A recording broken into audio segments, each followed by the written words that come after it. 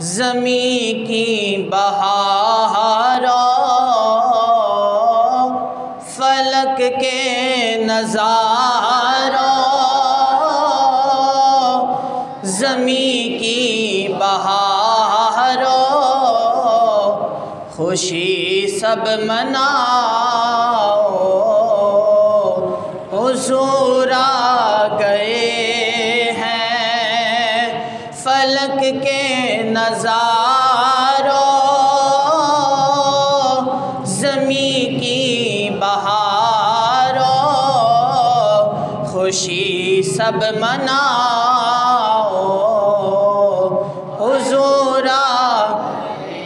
حضور آ گئے ہیں حضور آ گئے ہیں حضور آ گئے ہیں حضور میں کہاں گا حضور آ گئے ہیں تو اسی کہنا نور آ گئے ہیں حضور آ گئے ہیں حضور آ گئے ہیں وہ نور آ گئے ہیں حضور آ گئے ہیں وہ نور آ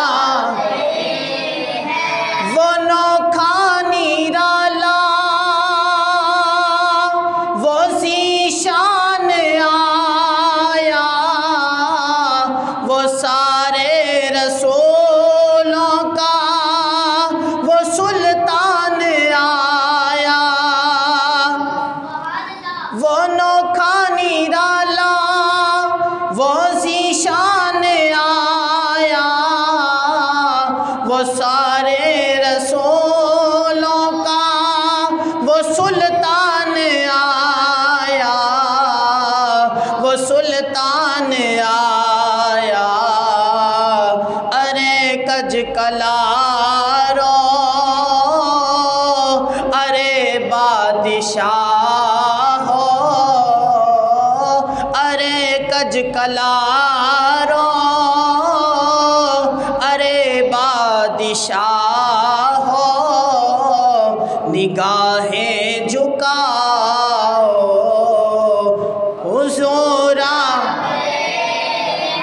حضور آ گئے ہیں جھڑیاں والی آواز کرو نا وہ نور حضور آ گئے ہیں وہ نور آ گئے ہیں حضور آ گئے ہیں حضور آ گئے ہیں حضور آ گئے نثار تیری چہل پہل ہزاروں عیدیں ہیں ربیع الاول سوائے ابلیس کے جہاں میں سبھی تو خوشیاں منا رہے ہیں حضور آ گئے ہیں حضور آ گئے ہیں حضور آ گئے ہیں اللہ یحفظ حضور آ گئے حضور آ گئے ہیں حضور آ گئے ہیں وہ نور آ گئے حلیمہ کو پہنچی خبر آمنہ کی میرے گھر میں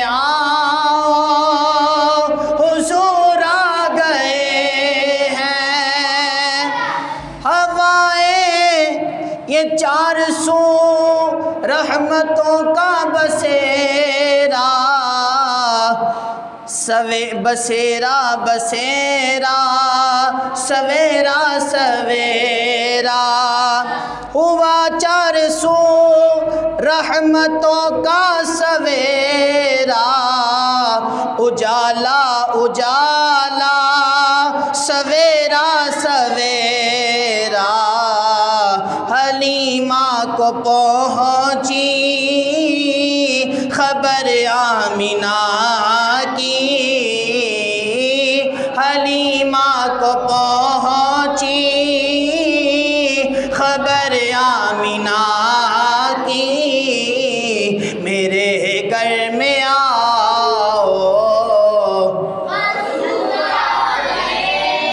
میرے گھر میں آؤ،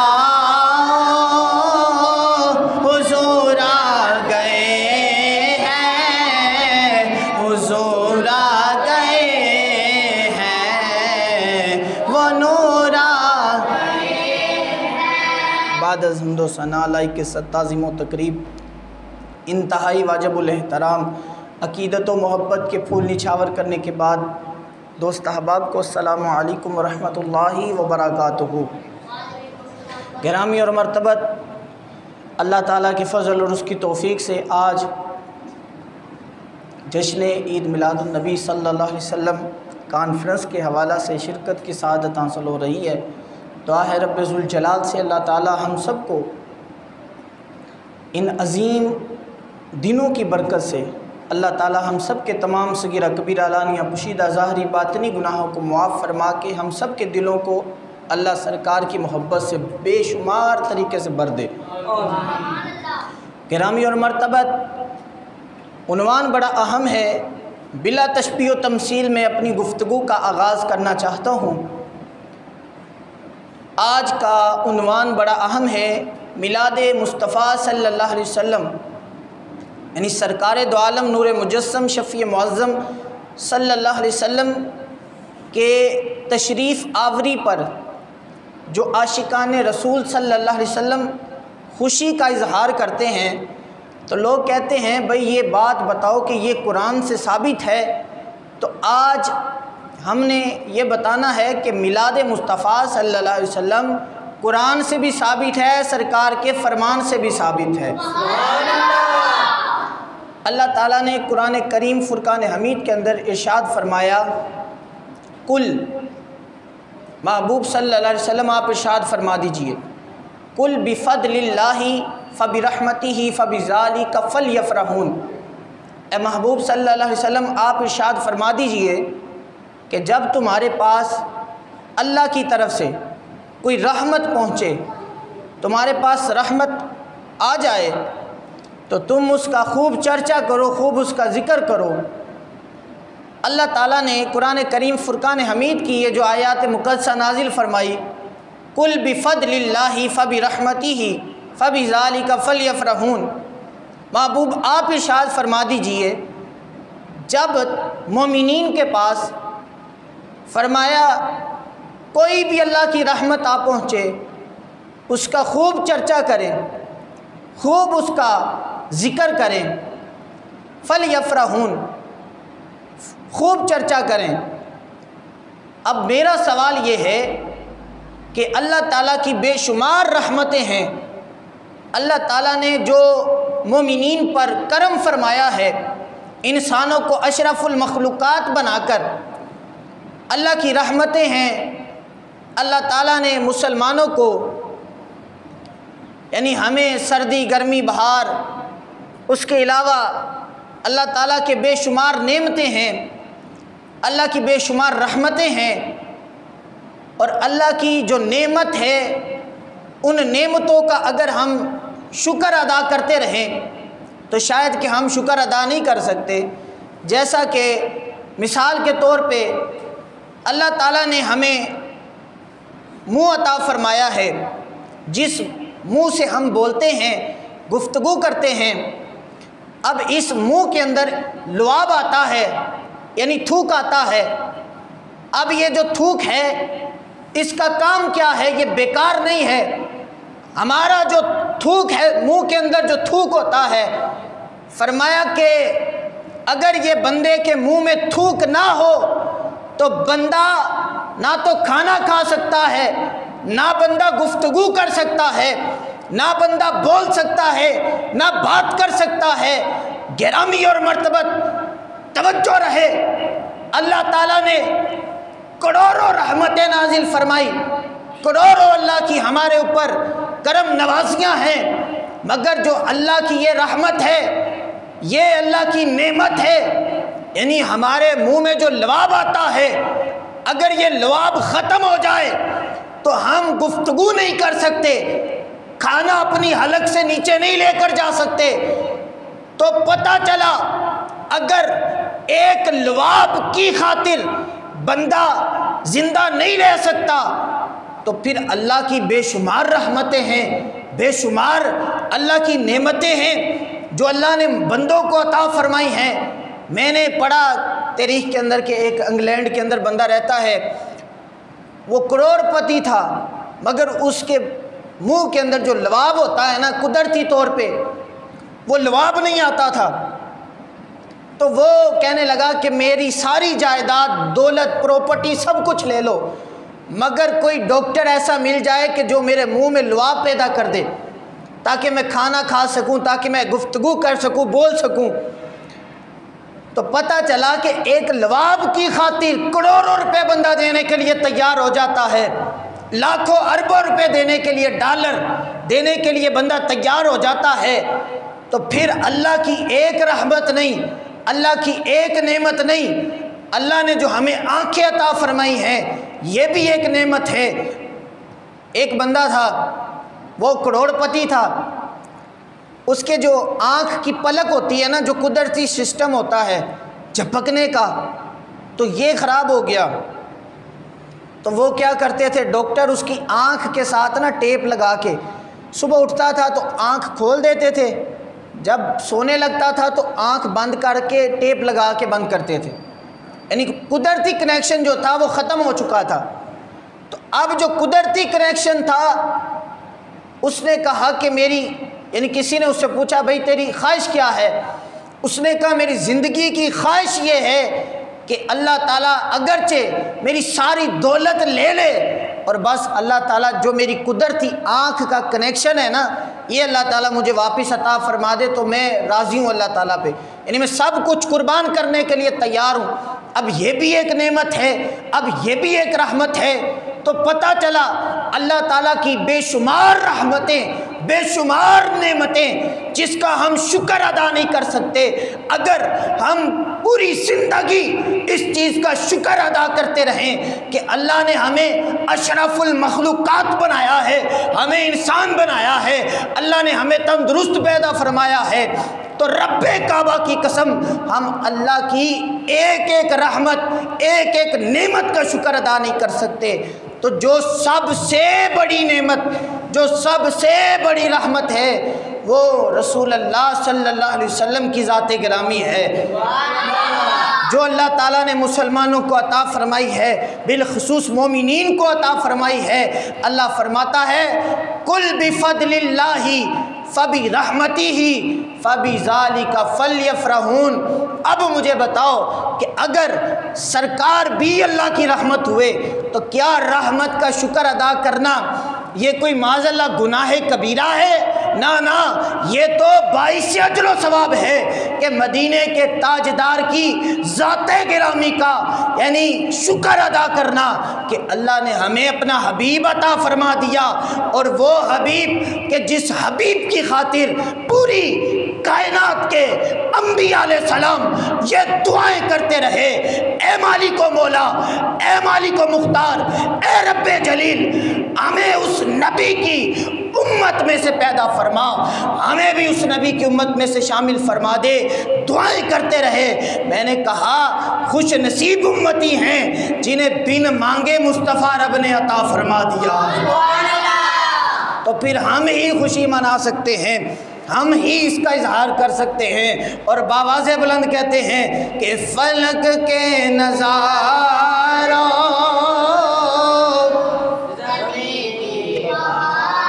آواز آنی چاہیے، فلک کے نظاروں،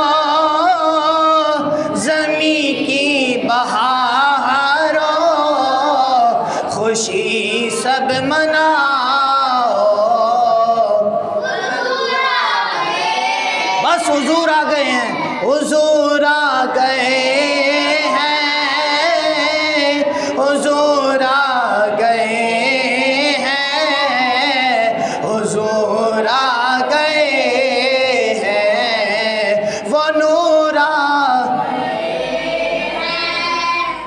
گرامی اور مرتبت، عنوان بڑا اہم ہے، باتیں بڑی خاص ہیں۔ آج جب میلاد مصطفیٰ صلی اللہ علیہ وسلم کی باری آتی ہے تو لوگ کہتے ہیں بھئی بتاؤ کہاں پر لکھا ہے، کہاں سے ثابت ہے۔ میں نے کہا ہم کوئی لمبی چوڑی بحث میں نہیں پڑھتے، تم ہمیں یہ بتا دو کہاں پہ لکھا ہے کہ میلاد نہیں کرنا چاہیے۔ یعنی ہمیں کہتے ہیں نا بھئی دکھاؤ کہاں پر لکھا ہے، یہ بحث الگ ہے۔ یعنی ہم قرآن و سنت سے اللہ کے فضل سے ثابت کر سکتے ہیں۔ آپ کے لیے یعنی عام نقصہ جو لوگ آپ احباب کو کہتے ہیں کہاں لکھا ہے، تو انہیں کہا کرو آپ یہ بتاؤ کہاں نہیں لکھا۔ گرامی اور مرتبت، آج کا جو پرفتن کا دور ہے، مادہ پرستی دور ہے، اس نفسہ نفسی کے دور کے اندر اتنی گمراہی عام کی جا رہی ہے کہ مدینے کے تاجدار، نبیوں کے سلطان حضرت محمد مصطفیٰ صلی اللہ علیہ وسلم کے ذکر کو معاذ اللہ روکا جا رہا ہے۔ یعنی کہتے سیرت نبی صلی اللہ علیہ وسلم کی محفلیں کر لو، میلاد النبی صلی اللہ علیہ وسلم کی محفل نہ کرو۔ کتنی جہالت ہے۔ یعنی کہتے ہیں کہ سیرت النبی صلی اللہ علیہ وسلم تو ہے، میلاد النبی صلی اللہ علیہ وسلم نہیں ہے معاذ اللہ۔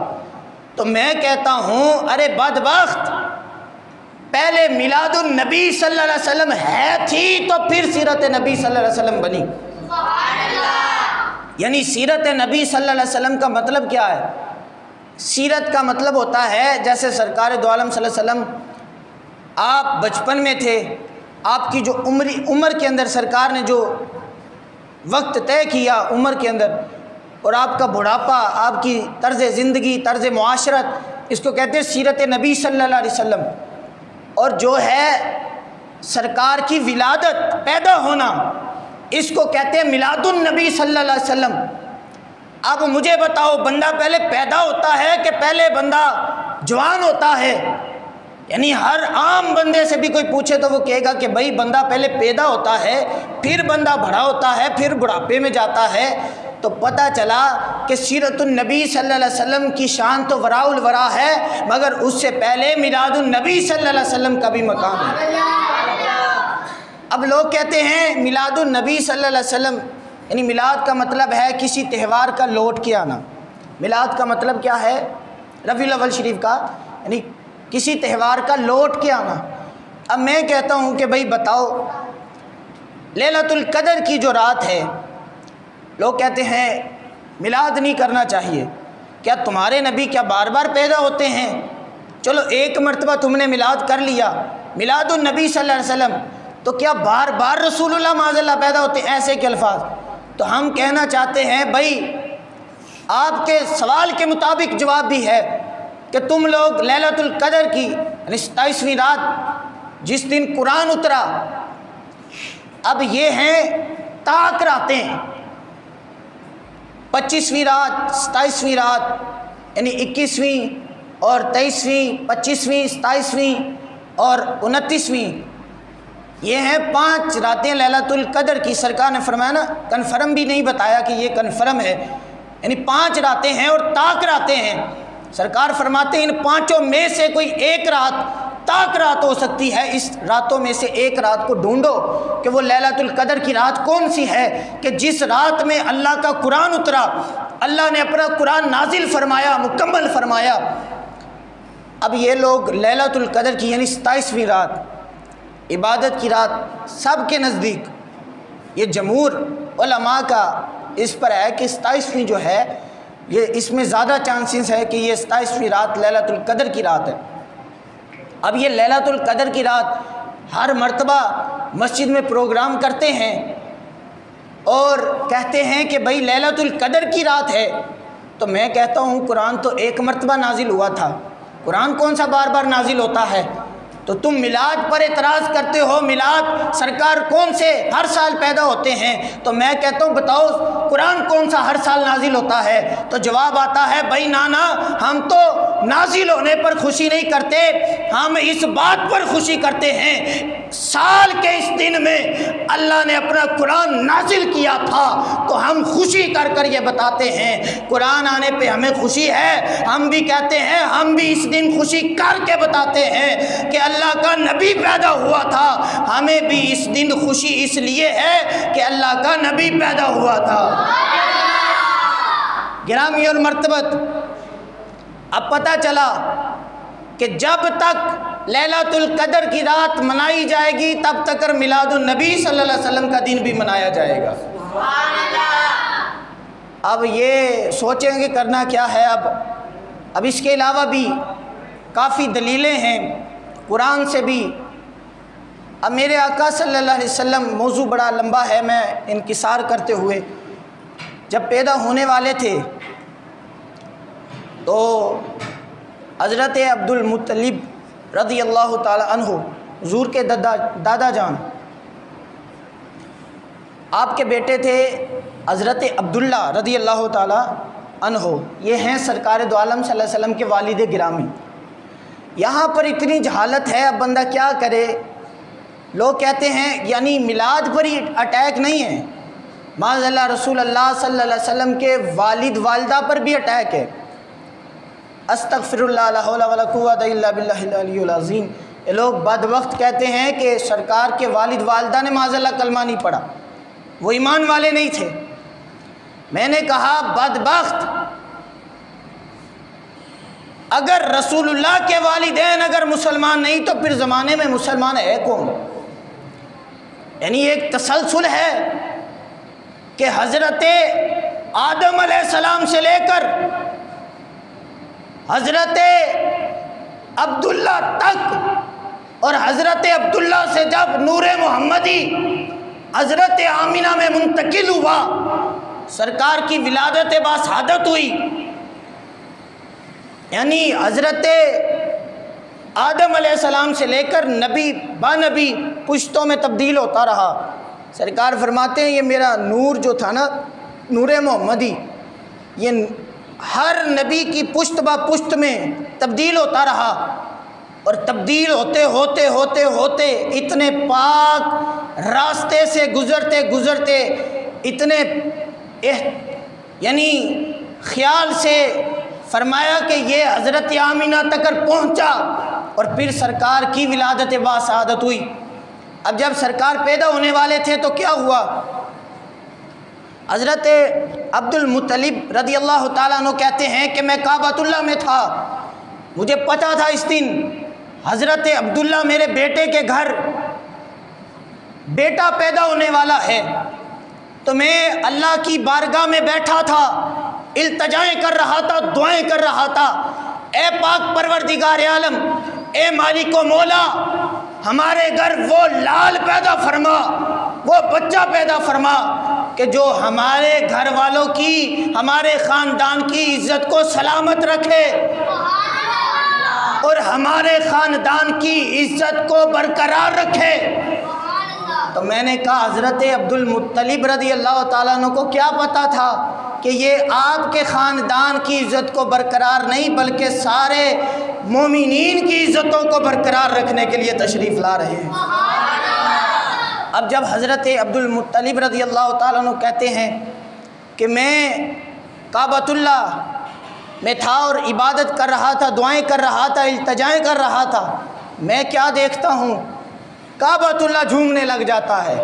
میرے استاد گرامی یہاں پر سر لگا کر بیان کیا کرتے تھے، تو میرا بھی دل کرتا ہے، اگرچہ نہیں آتی مگر تھوڑی سی لگاتے ہیں، کہ بیت اللہ شریف جب جھوما تو کیسا وہ روحانی منظر ہوگا، کیسا وہ خوبصورت سا سما ہوگا کہ جب کعبۃ اللہ جھوما ہوگا۔ فرماتے ہیں کہ کعبۃ اللہ جھوما، اور کعبۃ اللہ جھوم یعنی کعبے کے اندر بت تھے، کعبے کے اوپر بت تھے، کعبے کی دیواروں پر بت ٹانگے ہوئے تھے۔ فرماتے ہیں جب میں نے دیکھا کہ کعبۃ اللہ وجد کر رہا ہے، رب کعبہ کی قسم، فرمانے لگے کہ جو کعبے کے اوپر بت ٹانگے ہوئے تھے وہ سارے نیست و نابود ہو گئے، اور کعبۃ اللہ ہمارے گھر کی جانب جھکا ہوا نظر آ رہا تھا۔ اب یہ کعبۃ اللہ کسے جھک جھک کے سجدے کر رہا تھا، کس کے آگے جھک رہا تھا؟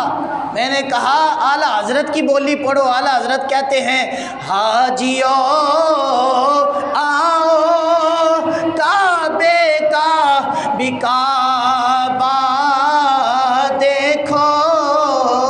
حاجیو آؤ شہنشاہ کا روزہ دیکھو. کعبہ تو دیکھ چکے اب کعبے کا بھی کعبہ دیکھو. اب یہ ہیں اعلیٰ حضرت. اعلیٰ حضرت کہتے ہیں یہ کون اعلیٰ حضرت؟ وہ خنجر اعلیٰ حضرت جن کی بولی آج ڈاکٹر صاحب ہو رہے ہیں. وہ شیر اعلیٰ حضرت یعنی جن کا درس خادم حسین رضوی صاحب دیتے رہے. سوچو کہ جن کے غلاموں کے غلاموں کے غلاموں کی اتنی تڑ ہے وہ امام احمد رضا کی تڑ کا عالم کیا ہوگا. اعلیٰ حضرت کہتے ہیں کل کے رضا ہے خنجر خون خار برق بار ادا سے کہہ دو خیر منائے نشر کرے. یہ ہیں اعلیٰ حضرت اپنی قلم کو کہتے ہیں کل کے رضا ہے خنجر خون خار یعنی جن کا قلم خنجر خون خار ہو ان کی شان کا عالم کیا ہو سکتا ہے. اعلیٰ حضرت اپنا تعارف کراتے کراتے کہتے ہیں احمد رضا شہد کی اس مکھی کا نام ہے جس کے ڈنگ کا جواب بھی نہیں جس کے شہد کا جواب بھی نہیں. وہ اعلیٰ حضرت امام احمد رضا خان فاضل بریلوی رحمۃ اللہ تعالی علیہ کہتے ہیں حاجیو آؤ شہنشاہ کا روزہ دیکھو. کعبہ تو دیکھ چکے اب کعبے کا بھی کعبہ دیکھو. اب ذرا اپنے محبت کا اظہار کرنا. یہاں پر ایک شعر پہلے پڑھ لیں. فلک کے نظاروں زمین کی بہاروں فلک کے نظاروں زمین کی بہاروں خوشی سب مناؤ حضور آ گئے ہیں حضور آ گئے ہیں حضور آ گئے ہیں وہ نور آ گئے. اب حضرت عبد المطلب رضی اللہ تعالیٰ عنہ کہتے ہیں کہ میں دعا کر رہا تھا تو کعبہ وجد میں آ گیا. کعبہ جھومنا شروع ہو گیا. اب کہتے ہیں جھومتے جھومتے کعبے نے جو اوپر بت تھے ان کو نست و نابود کر دیا گرا دیا. پتہ چلا کہ سرکار کی ولادت ہوتے ہی سرکار کی ولادت نے اللہ کی توحید کے اوپر پہرا دینا شروع کر دیا. گرامی اور مرتبت آقا علیہ السلام جب پیدا ہوئے اس سے پہلے حضرت پاک مریم علیہ السلام فرماتی ہیں میں کیا دیکھتی ہوں ایک نورانی شخصیت والے بزرگ سفید داری وہ میری خواب میں تشریف فرما ہوتے ہیں. تشریف لا کر کہتے ہیں آمینہ مبارک ہو تیرے گھر نبیوں کا تاجدار آنے والا ہے. کہتی ہیں میں پوچھتی ہوں اے آنے والے بزرگ میں آپ کو جانتی نہیں آپ کون ہیں. آپ فرماتے ہیں میں ابو البشر ہوں میں انسان بشریت کا باپ ہوں میں حضرت آدم علیہ السلام ہوں میں تمہیں بشارت دینے آیا ہوں مبارک ہو آمینہ تجھے تیرے گھر نبیوں کا دولہا آنے والا ہے. اب فرماتی ہیں پھر میں دیکھتی ہوں خواب میں کہ حضرت ابراہیم علیہ السلام بھی تشریف لے آتے ہیں اور پھر آ کر ایک روحانی شخصیت آ کر کہتی ہے آمینہ مبارک ہو تیرے گھر نبیوں کا سلطان آنے والا ہے جس کے لیے ہم دعائیں کرتے رہے یا اللہ بھیج دے اس نبی کو بن مانگے. یعنی جن کو ملا ہے کتنی خوش قسمتی ہے یار ہماری جنہیں بن مانگے اللہ نے اپنا حبیب عطا. اچھا دیکھو کسی کا کوئی حبیب ہو کسی کا کوئی یار ہو پیارا ہو وہ اپنے یار کو چھپاتا ہے تو میرے یار کا کوئی یار نہ ہو میرے یار سے کوئی دوسرا محبت نہ کرے میرے یار سے کوئی دوسرا تیسرا پیار نہ کرے بس میرا یار مجھ سے پیار کرے اور میں اپنے یار سے پیار کروں. اور وہ رب کتنی شان والا ہے جس نے اپنا یار سارے مومنین کو عطا فرما دیا ہے ہم جیسے گناہگاروں کو عطا فرما دیا ہے. تو وہ رب کی کیا شان ہے، اس نبی کی کیا شان ہوگی کہ بن مانگے ہم گناہ گاروں کو اللہ نے اپنے حبیب عطا فرما دیا۔ اب فرماتی ہیں کہ میں دیکھتی ہوں کہ 4 عورتیں میرے گھر میں آ جاتی ہیں، حضرت حوا رضی اللہ تعالیٰ عنہ اور حضرت مریم علیہ السلام، حضرت عیسیٰ علیہ السلام کی والدہ ماجدہ، اور فرماتی ہیں کہ یعنی 2 اور عورتیں میرے ذہن میں بھی نام نہیں ہے، تو فرماتی ہیں 4 عورتیں میرے گھر میں تشریف فرما ہوتی ہیں، آ کر کہتی ہیں مبارک ہو آمینہ، تیرے گھر میں نبیوں کا دولہا آنے والا ہے۔ اور جب سرکار پیدا ہونے لگے تو یہاں پر اہتمام کرنا پڑتا ہے، نلانے دلانے کا، سرما لگانے کا، اور پنجابی کہتے ہیں ناڑو چھکن دا، تے سارے یعنی اہتمام کرنے پیندے نے۔ تو حضرت آمینہ فرماتی ہیں جب سرکار پیدا ہوئے نا، ایسی کوئی بھی چیز ہمیں نہیں کرنی پڑی کہ سرکار کو غسل دینا پڑے یا سرکار کو سرما لگانا پڑے یا سرکار کو خوشبو لگانی پڑے۔ فرماتی ہیں خارج منی نور، جب سرکار پیدا ہوئے تو ایسے لگتا تھا میرے جسم سے نور باہر آ گیا ہے، خارج منی نور۔ تے اعلیٰ حضرت نور دا نام سن کے تڑپ پہ اعلیٰ حضرت کہندے نے تو ہے عین نور تیرا سب گرانا نور کا، تو ہے عین نور تیرا سب گرانا، نور کی صدا لگ جائے تو ہے عین نور تیرا سب گرانا نور کا، تیری نسل پاک میں ہے بچا بچا۔ اب جب سرکار پیدا ہو گئے تو فرماتے ہیں، اب دیکھو یہاں پر ایک اور میں آپ کو بات بتاتا ہوں، جب حضرت ابراہیم علیہ السلام پیدا ہونے لگے، آپ کی ولادت باسعادت پر کیا ہوا کہ خون خرابہ، یعنی ہر طرف خون خرابہ ہے۔ حضرت ابراہیم علیہ السلام کی ولادت باسعادت پر یعنی نمرود نے اپنے سارے ہواری کھڑے کر رکھے ہیں۔ اب حضرت موسیٰ علیہ السلام کی ولادت باسعادت پر کیا ہے، ہر طرف خون خرابہ ہے، اس طرف فرعون نے اپنے ہواری کھڑے کر رکھے ہیں کہ موسیٰ علیہ السلام پیدا نہ ہو جائیں، جو بچہ بھی پیدا ہوتا اس کو قتل کر دیا جاتا۔